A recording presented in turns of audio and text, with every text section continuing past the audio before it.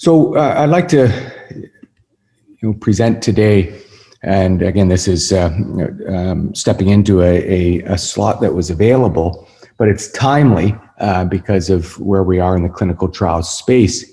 An update on neoadjuvant studies in localized prostate cancer, and I note online that Felix Feng is online from UCSF, so welcome Felix, and thank you for joining.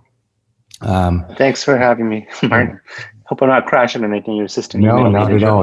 You're here to keep us honest. You're here to keep us honest. I'm part of the Martin Gleave fan club. But this will have a particular focus on surgical neoadjuvant trials. Now, obviously, the space in the radiation group is a whole talk unto itself, but it's an important comparator when we look at the outcomes as it relates to neoadjuvant trials in the surgical space. And so this is the treatment landscape for advanced prostate cancer, and it continues to evolve. What remains central to the acquisition of treatment resistance as first-line castrate-sensitive prostate cancers move through combination therapies and do second-line and third-line therapies in CRPC is that most patients progress with AR-driven disease, and PSA being the surrogate of that. Most are genomic, driven by either AR amplification, point mutations in the ligand binding domain that lead to receptor promiscuity, but also metabolic changes that allow for the acquisition of steroidogenesis within the prostate tissue itself. And of course, these can now be exploited by more potent AR pathway inhibitors, which have all moved upstream along with docetaxel. And my point with this is that therapies that are developed in the CRPC space, as long as that pathway is relevant early in the disease, will move upstream, again, as long as they're tolerated. And this is, of course, happening. And these therapies are all moving up into the adjuvant space and into the neoadjuvant space. So we as surgeons have to be aware of this treatment landscape and understand where it fits and how best to evaluate it in the localized space if we're going to be players in the evolution of this disease. But what's happening on top of this, of course, is with improved ability to genomically characterize the disease along its entire state, we're able to segment the disease into different subgroups, which have different biologies and may have different responsiveness to AR-driven therapies, or they have particular Achilles heels that can be exploited with other targeted agents. So by understanding this in the advanced disease, we hope to be able to move this understanding upstream into the early localized space as well. And so when we look at how to improve outcomes in localized prostate cancer, as surgeons, surgical technique is recognized to be important. When to do wide resection, management of regional lymph nodes. And again, a recent paper out from a randomized trial at Memorial showed no benefit to extended lymphadenectomy.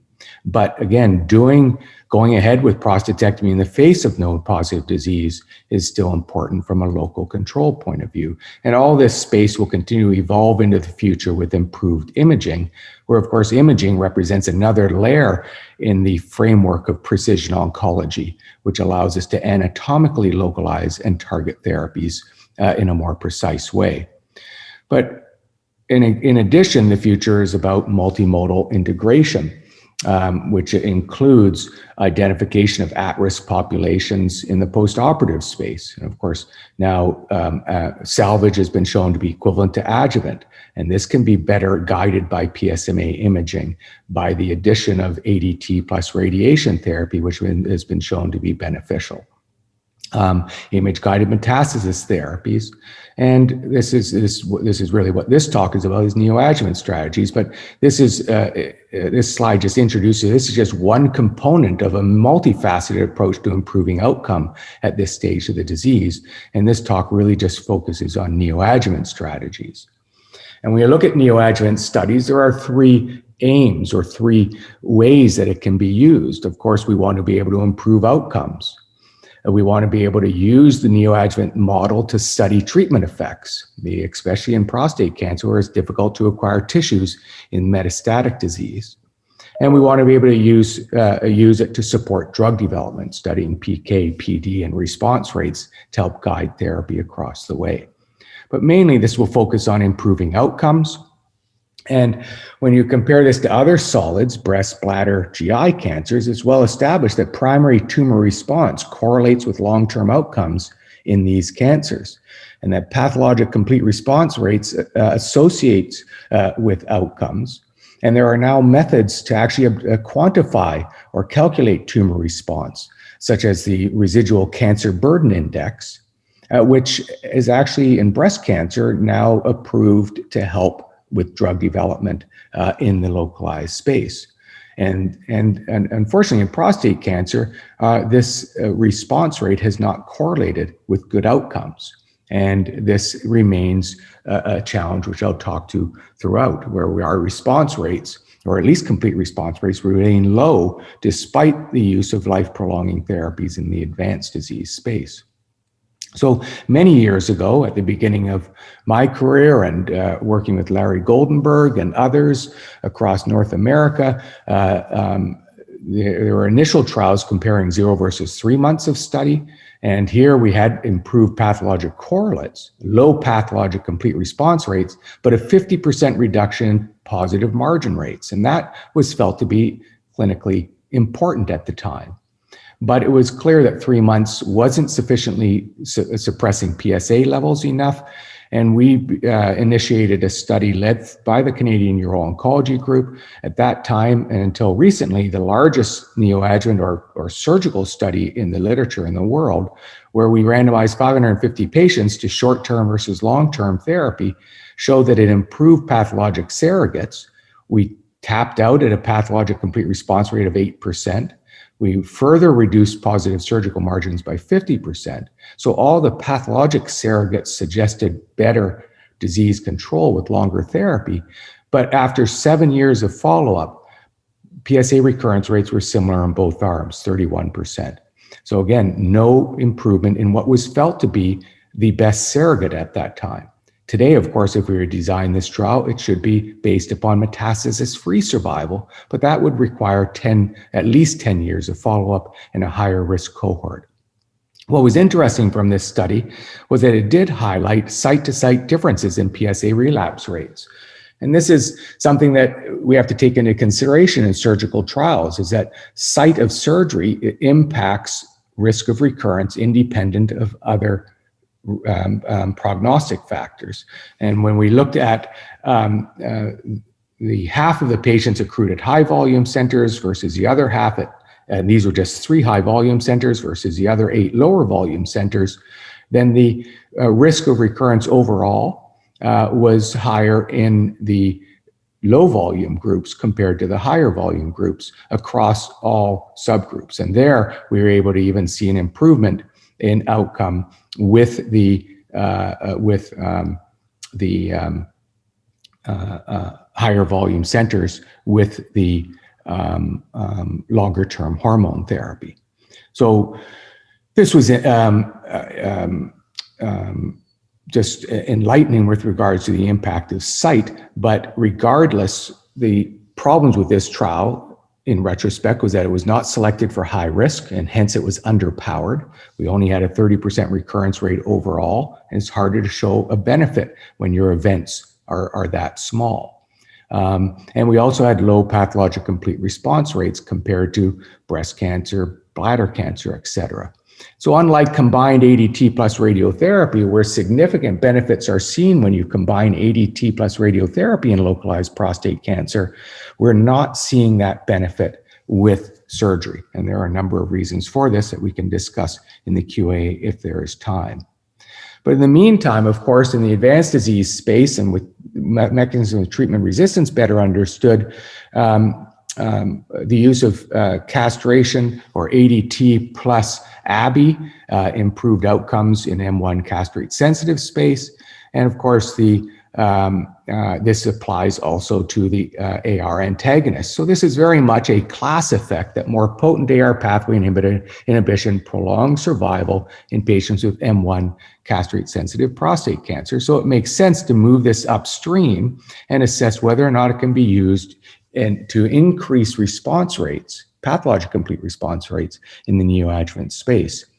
So Mary Ellen Taplin at Dana-Farber has led a number of trials in this space, a phase 2 randomized trial of LHRH plus ABI in 58 patients. She used this as a pharmacodynamic type trial to demonstrate that intraprostatic androgens are lower with the ABI group, but there was still a low incidence of pathologic complete response rates. So we weren't pushing the envelope enough.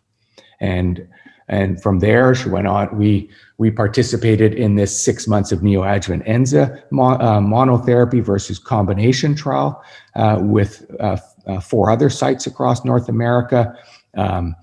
With the ENZA monotherapy arm, 0 out of 25 achieved a complete response or low minimal residual disease, and suggesting that monotherapy perhaps is less effective than combination therapy.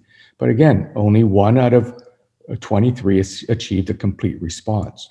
So we didn't appear to be increasing pathologic complete response with in this case, ADT plus a second generation AR antagonists.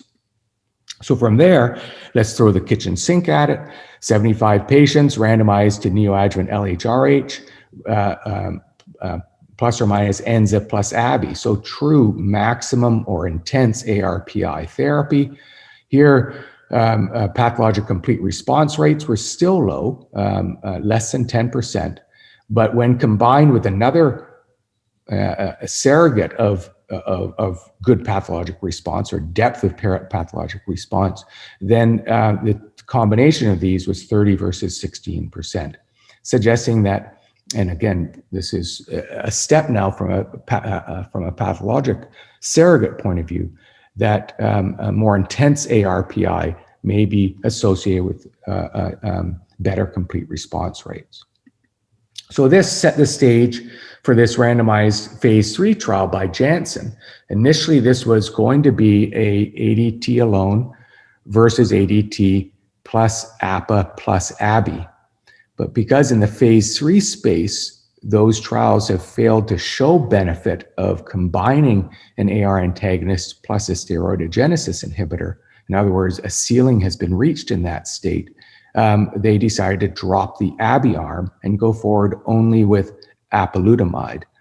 And so this is a very large 1,500 patient randomized phase 3 trial. We have it open at our site. It's accrued very quickly across the world. Patients with high-risk localized prostate cancer go on 6 months of ADT plus or minus APA.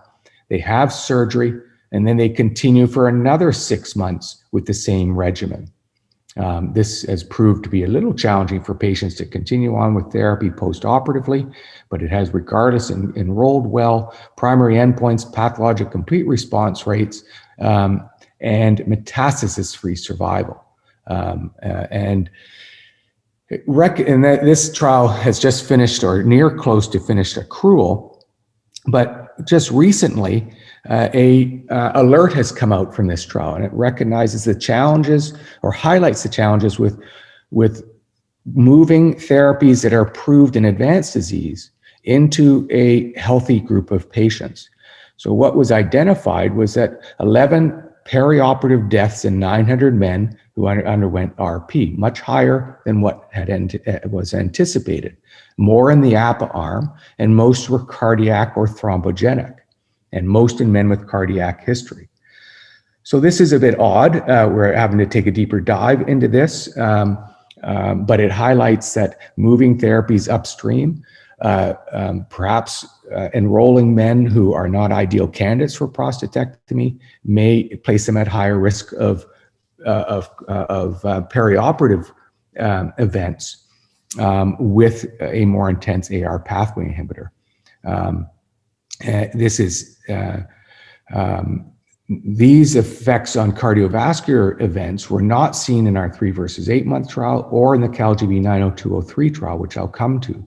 So is it the effect of a more potent AR pathway inhibitor specific to APA, or is it specific to opening sites in parts of the world where selection criteria for prostatectomy patients may not be the same as it is across North America? And this has to be interrogated going forward. So that's all I had to say about the AR pathway inhibitor trials. The other combination regimen of interest reflects the use of ADT plus Taxotere or docetaxel, which is also a standard of care in M1 castrate-sensitive prostate cancer, associated with improved survival equivalent to that of AR pathway inhibitors in that space. And we, back in, again, the mid-90s across Canada, led the first phase 2 trial looking at neoadjuvant ADT plus Taxotere in 72 men treated with 6 months of therapy. This was a very high-risk group of patients, pushing the envelope of prostatectomy at that time into patients who were, at that time, they tended to be directed more towards radiotherapy. Pathology was promising. 60% were organ confined.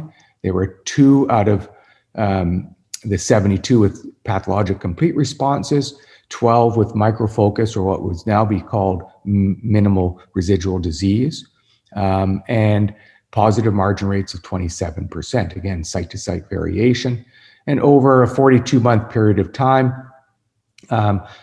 reasonable outcomes of about a 40% risk of recurrence over that period of time.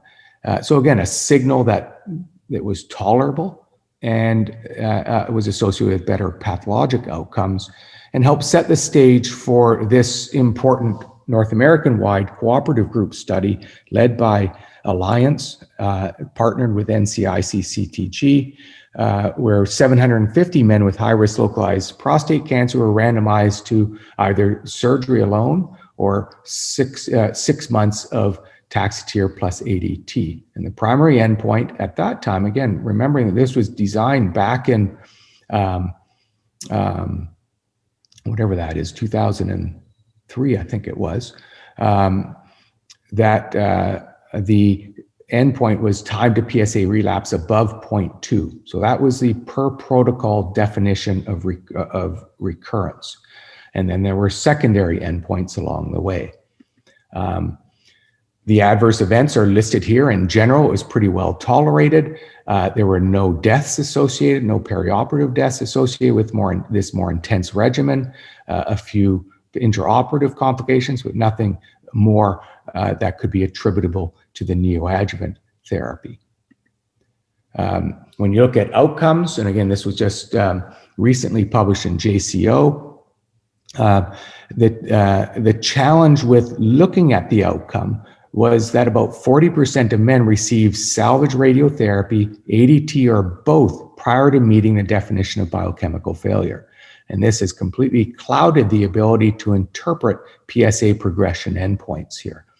Much lower than what was expected because it was blunted by the use of either ADT with or without salvage radiotherapy, which isn't surprising given the individual choices that people make when confronted by bad pathology or early signs of biochemical failure.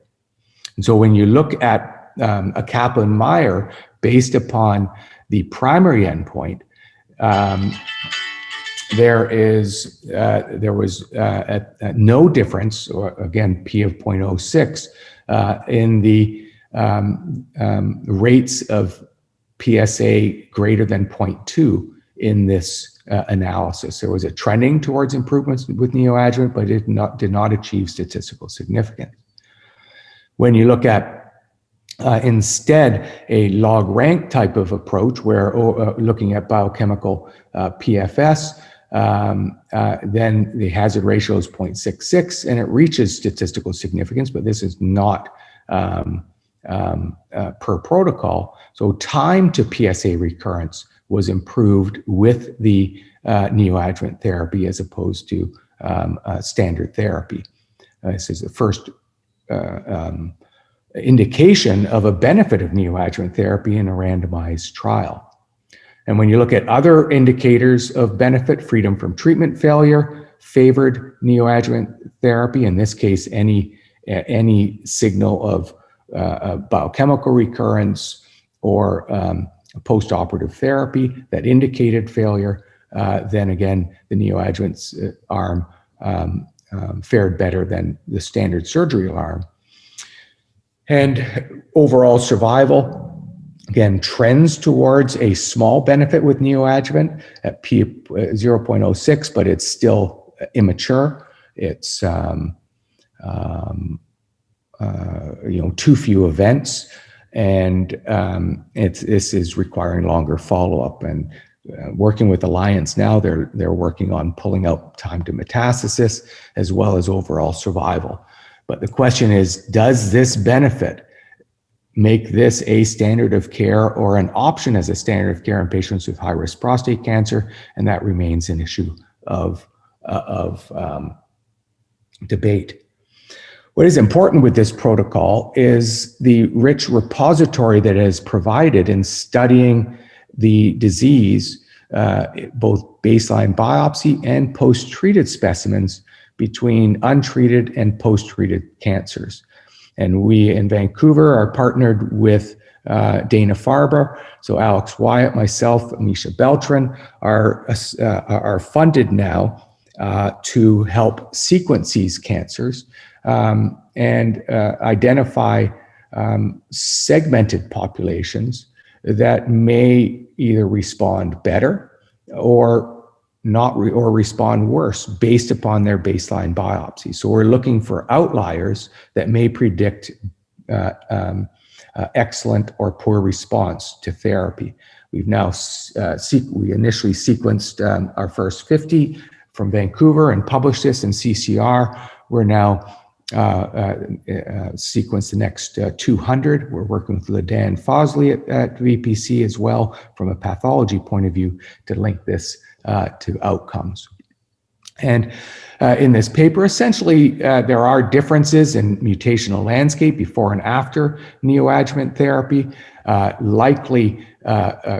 Essentially, there is a reduction in mutations and alterations in post-treated specimens compared to their pre-treatment biopsies. The average number of detected somatic mutations are similar, and this data is consistent with either variable reduction in tumor cellularity or burden post-treatment, where we just can't detect the same threshold of alterations. But it also raises the possibility of a reduced tumor clone diversity after chemohormonal therapy. And ultimately, this large repository is going to allow us to data mine these questions as it relates to treatment resistance in this heterogeneous disease. Transcriptional changes are also being evaluated using initially nanostring RNA signatures, but now RNASeq. And again, there's clear differences between treated and untreated with regards to downregulation of AR target genes and a higher gene expression of plasticity and neuroendocrine genes in the post-treated specimens, consistent with early adaptive changes that may support treatment resistance. And one example of this is the well-known AR Splice Variant, V7, increases post-treatment as well. And this is the first indication or the first report of being able to detect increases in Splice variants in human cancers in neoadjuvant specimens. Another example of a use of and I'm going to move on now to the way neoadjuvant therapies can be used, and that is as a tool for pre-surgery pharmacokinetic and pharmacodynamic trials of targeted agents. And this is just one slide. It's work from our own center a number of years ago, where we used the neoadjuvant approach in a first-in-man trial to demonstrate on-target effects of a novel agent, in this case, an antisense to clusterin, where we were able to demonstrate in patients who had no therapy or who had 2 months of ADT alone, had an induction of stress-induced clusterin levels. But when you administered this drug, which was a clusterin inhibitor that silenced this gene, we were able to demonstrate dose-dependent decreases in clusterin that helped to identify the optimal phase 2 dose going forward. So again, as surgeons, this is a way that we can participate in early drug development to help assess on-target effects and optimize phase 2 dosing going forward with novel drugs. Again, an important role for surgery in drug development. And there are many others that we participate in, others that help with drug development paradigms in this regard. And there are now neoadjuvant trials assessing the effects of PD-L1 inhibitors on the microenvironment, PARP inhibitors, PSMA lutetium studies as well, all in the neoadjuvant space. So just to move on to, one of the trials that I want to finish with is stressing the rationale for biomarker-driven neoadjuvant strategies in this space. And what I hope to have highlighted in the first part of this talk is that heterogeneity is confounding signals of activity in unsegmented populations of prostate cancer. And while genome sequencing enables the matching of targeted agents to distinct genomic and molecular alterations within an individual cancers, and these ultimately are driving resistance, also potentially identifying susceptibility to synthetic lethality.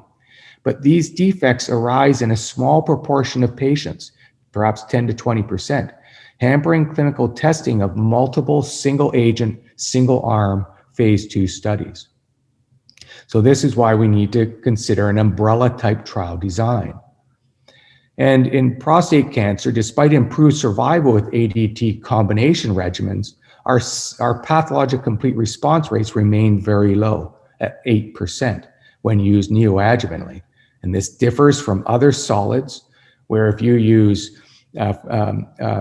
agents that prolong survival in advanced disease, complete response rates, pathologic complete response rates exceed 30% and are associated with improved outcomes.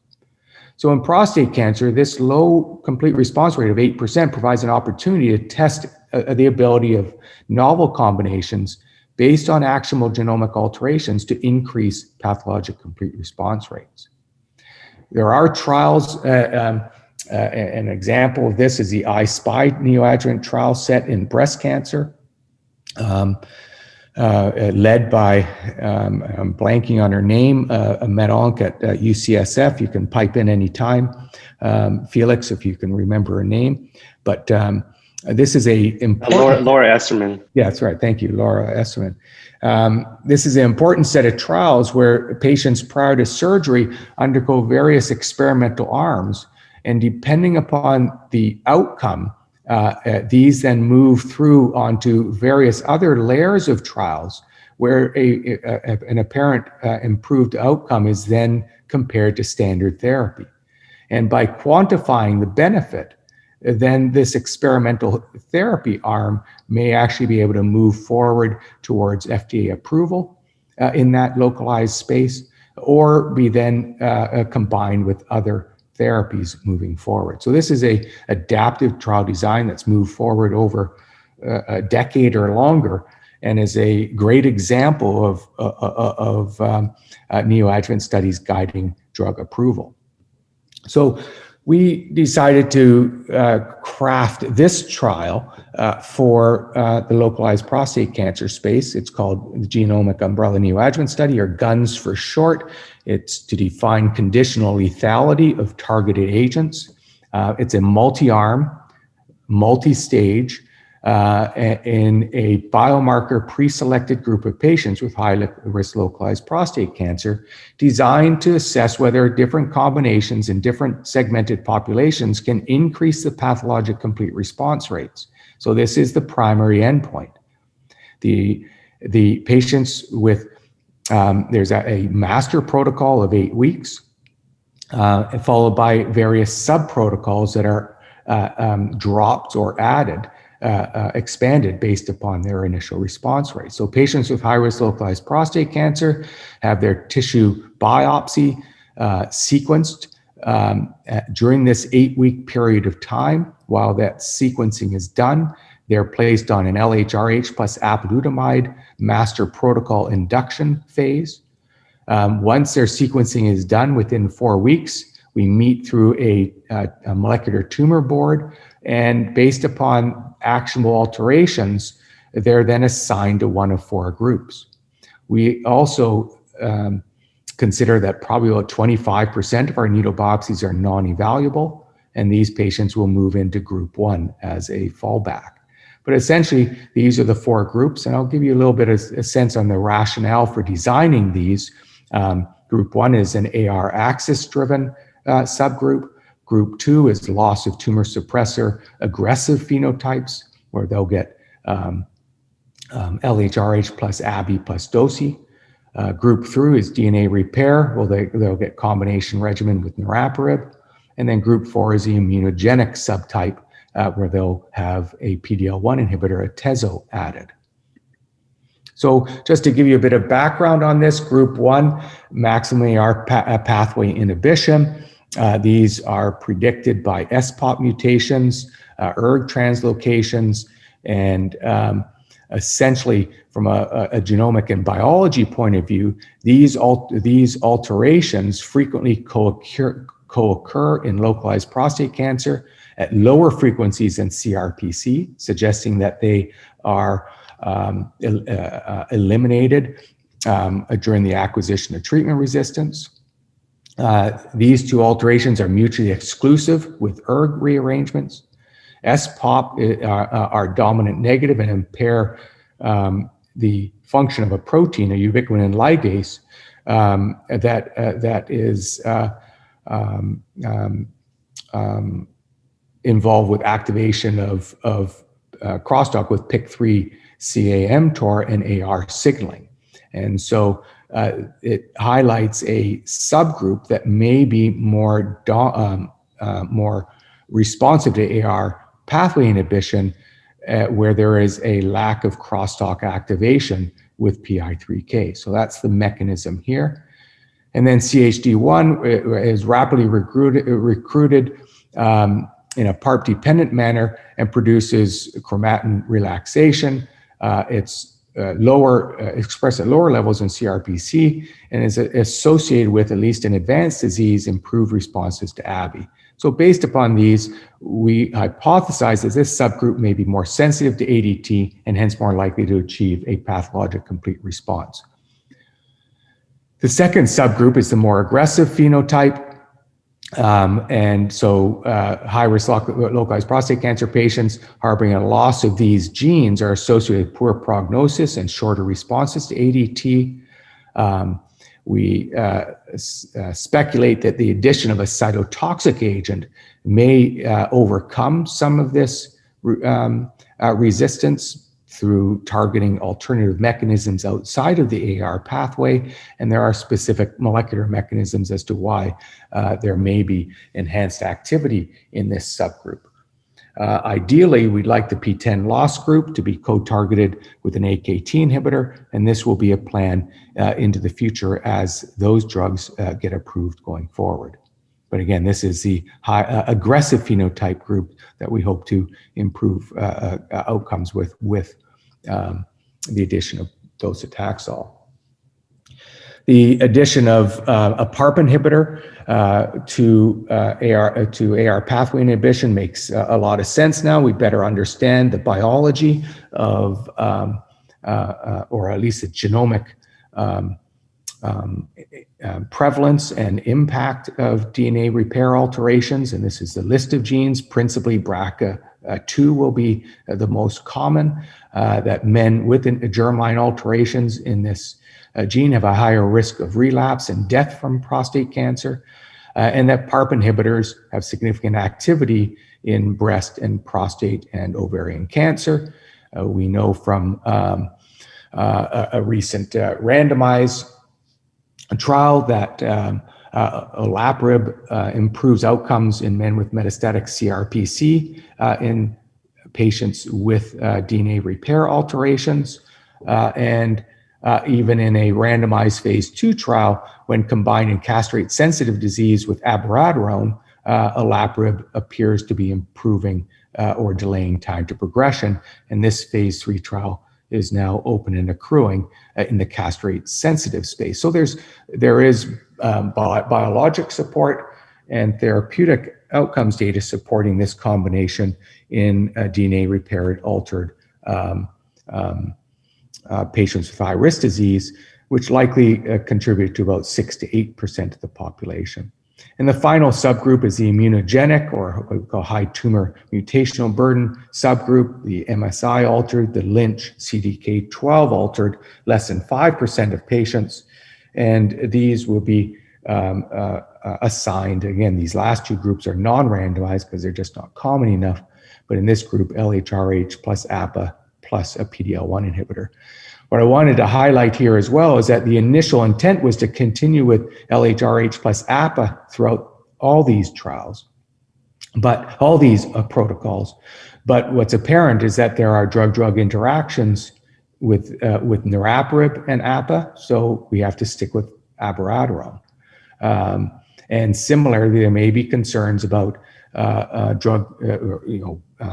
unique adverse events with docetaxel and apalutamide driving us to switch from APA in the master protocol to ABI in this protocol. Just again illustrating challenges with combination therapies in this subgroup. So the statistics of this trial is that it relies on a pathologic complete response rate of more than 20%. And if it's less than that, then of course it would not be of interest to move forward and the trial would close. So using a Simon's two-stage design, if we see two or less complete responses in the first 22 patients, that arm will be dropped, or that sub-protocol will be dropped.